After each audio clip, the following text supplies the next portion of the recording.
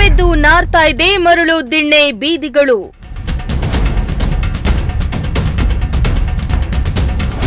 ಅಂಗನವಾಡಿ ಪಕ್ಕದಲ್ಲೇ ಕಸ ಬಿದ್ದಿದ್ರು don't care.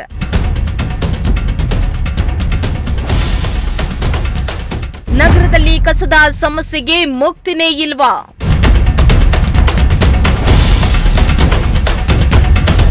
Tumakuru Nagar smart ಸಿಟಿಯಾಗಿ ಸುಮಾರು ವರ್ಷಗಳೇ ಕಳೆದಿದ್ರೂ ಕೂಡ ಕಸದ ಸಮಸ್ಯೆ ಮಾತ್ರ ಕಡಿಮೆಯಾಗ್ತಾ ಇಲ್ಲ. ನಗರದಲ್ಲಿ ಕಸದ ಸಮಸ್ಯೆ ಮುಕ್ತಿಗೆ ನಾನಾ ಯೋಜನೆಗಳನ್ನ ಜಾರಿಗೆ ತಂದಿದ್ದು ಕೆಲ ಏರಿಯಾಗಳು ಮಾತ್ರ ತಕ್ಕ ಮಟ್ಟಿಗೆ ಕ್ಲೀನ್ ಆಗಿದೆ. ಆದರೆ ಹಲವೆಡೆ ಕಸದ ಸಮಸ್ಯೆ ಮಾತ್ರ ಹೆಚ್ಚುತ್ತಲೇ ಇದ್ದು ಸಾರ್ವಜನಿಕರಲ್ಲಿ ರೋಗದ ಭೀತಿ ಶುರುವಾಗಿದೆ.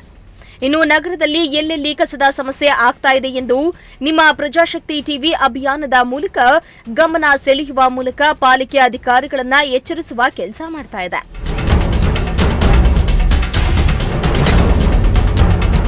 ಹೌದು, ತುಮಕೂರಿನ ಮರಳೂರು ದಿಣ್ಣೆಯಲ್ಲಿ ಕಸದ ಸಮಸ್ಯೆ ದಿನದಿಂದ ದಿನಕ್ಕೆ ಹೆಚ್ಚಾಗ್ತಾನೇ ಇದೆ. ಇದರಿಂದ ಸುತ್ತಮುತ್ತಲ ಪ್ರದೇಶ ಗಬ್ಬೆದ್ದು ನಾರುವಂತಹ ಪರಿಸ್ಥಿತಿ ನಿರ್ಮಾಣ ಆಗಿದೆ. ಇದರಿಂದ ಸಾರ್ವಜನಿಕರು ಓಡಾಡಲು ಕಷ್ಟಪಡುವಂತಾಗಿದೆ. ಇನ್ನು ಕಸದಿಂದ ನಾಯಿ ಹಂದಿಗಳ ಕಾಟವೂ ಕೂಡ ಹೆಚ್ಚಾಗಿದೆ. ನಾಯಿಗಳು ಕೆಲವೊಮ್ಮೆ ಮಕ್ಕಳ ಮೇಲೆ ಎರಗಲು ಬರ್ತಾವೆ.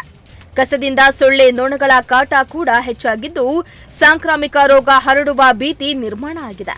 ಅಲ್ಲದೆ ಪಕ್ಕದಲ್ಲಿಯೇ ಅಂಗನವಾಡಿ ಕೇಂದ್ರವಿದ್ದು ಜೋರಾಗಿ ಗಾಳಿ ಬೀಸಿದ್ರೆ ಸಾಕು ದುರ್ವಾಸನೆ ಬರ್ತಾ ಇದ್ದು ಮಕ್ಕಳು ಕೂರಲಾಗದ ಸ್ಥಿತಿ ನಿರ್ಮಾಣ ಆಗಿದೆ.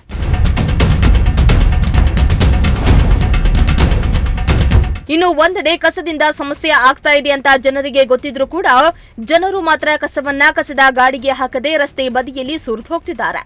ರಾತ್ರಿ ಹಾಗೂ ಬೆಳಗ್ಗೆಯೇ ಜನರು ಕಸವನ್ನ ಕವರ್ನಲ್ಲಿ ತಂದು ಸುರಿದು ಹೋಗ್ತಿದ್ದಾರೆ. ಯಾರಾದ್ರೂ ಕೇಳಲು ಹೋದ್ರೆ ನಿಮ್ಗ್ಯಾಕ್ ಬೇಕು ಅಂತ ಜಗಳಕ್ಕೆ ಬರ್ತಾರೆ ಅಂತ ಸ್ಥಳೀಯರು ಬೇಸರವನ್ನ ಹೊರಹಾಕಿದ್ರು.